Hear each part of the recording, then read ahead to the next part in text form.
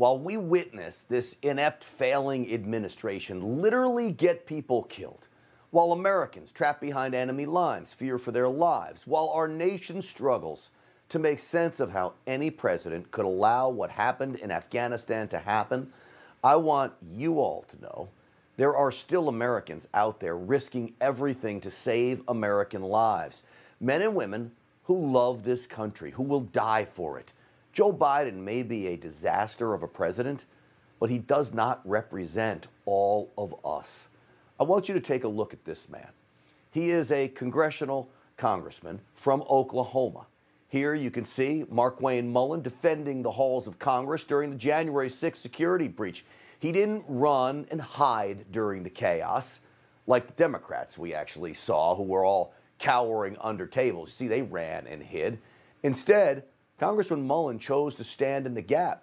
He is the embodiment of American greatness, a sheepdog who protects the herd. As we all watch the feckless leaders following Joe Biden's lead, disgracing America by lying to us daily, I want you to know there is another side to America.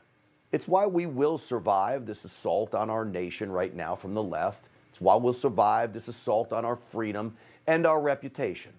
Markwayne Mullin, a sitting United States congressman, traveled to the Middle East in an effort to rescue stranded Americans. He did it in secret, and he did it without fanfare. He posted this today on his Instagram account. "I am heading home," he writes, "have been trying to help get Americans out of Afghanistan. Yes. Is the mission continuing? Yes. Am I missing? No. Did I go dark for a little? Yes, because it wasn't safe to be communicating." So consider this. A congressman, a father of 6, dropped everything to venture into harm's way. He and so many other men, including right now elite units of retired Special Forces warriors, rushed to Afghanistan to help.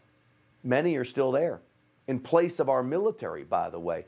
They are doing the work that Joe Biden refused to allow the military to do. They are saving lives.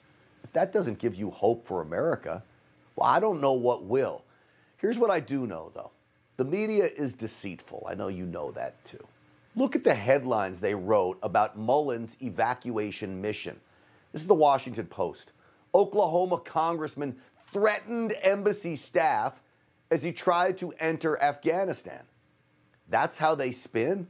A man getting angry for not getting help from the American State Department? They wanted to save fellow Americans, so he gets angry he's not getting help. But why should we be surprised?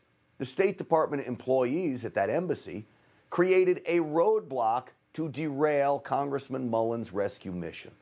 Why should we be surprised the media covers for the anti-American State Department? Look at what we got from the administration today. Delusion, really. I think the Biden administration has managed that as well as it could be managed under the circumstances. They oversaw a historic airlift operation, one that evacuated more than 120,000 people in the middle of a civil war. We have just concluded the largest air evacuation of civilians in American history. I play that for you to expose them for what they are. Liars. Do you hear their new talking point? The airlift was a giant success. 13 American warriors dead, countless Americans left stranded, scared, and facing certain death. Team Biden calls that a success? And today, the Wall Street Journal is reporting that the, quote, majority of interpreters, other U.S. visa applicants, were left behind in Afghanistan. So think about this. If the majority were left behind, well, then who in the world are amongst the 120,000 they airlifted out? With Team Biden, you get lies and non-answers. What about Americans left behind in Afghanistan, Jen? The president said the buck stopped with him. Can you care to elaborate on that? What does the president plan to do to get Americans back home? He also said yesterday he's getting them home, and we're going to do exactly that. Thank you, Jen. Scurry off into the corner like cockroaches when you shine a flashlight. This is all you heard. If that was it, okay? You would look at America as a weak, feeble nation led by a weak, feeble president. But don't forget who really makes this nation what it is. Ordinary Americans like you, like me, who every day do extraordinary things. For those men and women, this is why we fight. And it is a fight that I will never give up.